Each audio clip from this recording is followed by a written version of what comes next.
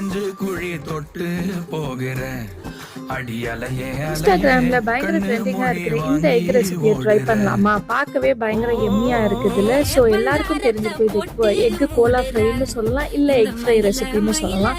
So இதில் வந்து எக்கை பாயில் பண்ணிட்டு நல்லா ஷ்ரெட் பண்ணிட்டு அதில் வந்து சில்லி பவுடர், டர்மிக் பவுடர், அதுக்கப்புறம் சோள மாவு, அதுக்கப்புறம் கொஞ்சம் வந்து உப்பு, அண்ட் தென் ஒரிகானோ, அதுக்கப்புறம் ஆனியன். ஸோ உங்களுக்கு என்னெல்லாம் பிடிச்சிருக்கோ அதெல்லாம் ஆட் பண்ணிக்கோங்க. அதுக்கப்புறம் குட்டி குட்டி பால்ஸாக போட்டு வச்சுக்கோங்க. அண்ட் தென் ஒரு பவுலில் வந்து இந்த மாதிரி எக்கை பீட் பண்ணிக்கோங்க. அப்புறம் பிரெட் க்ரம்ஸ் எடுத்துக்கோங்க. ஸோ ரெசிபி பார்க்குறப்பே நம்மளுக்கு தெரியும் நல்லா எம்மியாக இருக்கும். ஏன்னா பிரெட் க்ரம்ஸ்லாம் வச்சு சூப்பராக ஃப்ரை பண்ணி டீப் ஃப்ரை. அண்ட் இதில் உள்ள மெயினான ஒரு டிஸ்அட்வான்டேஜ் என்னன்னு பார்த்தீங்கன்னா, எல்லாரும் ரொம்ப கேர்ஃபுல்லாக இருக்கணும்.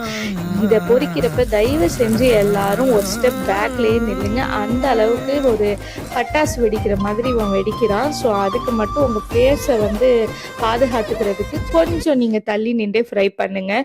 மற்றபடி டேஸ்ட் வைஸ் சொல்லவே வேணும், செம எம்மியாக இருந்துச்சு. எக்கு சாப்பிடாத கிட்ஸ் கூட இதை கண்டிப்பாக ட்ரை பண்ணுவாங்க, அவ்வளோ நல்லா இருந்துச்சு. அண்ட் இப்போ ரமதான் வேற வருது, இஃப்தார் டைமுக்கு இந்த டிஷ்ஷை கூட நீங்கள் ரெடி பண்ணலாம்.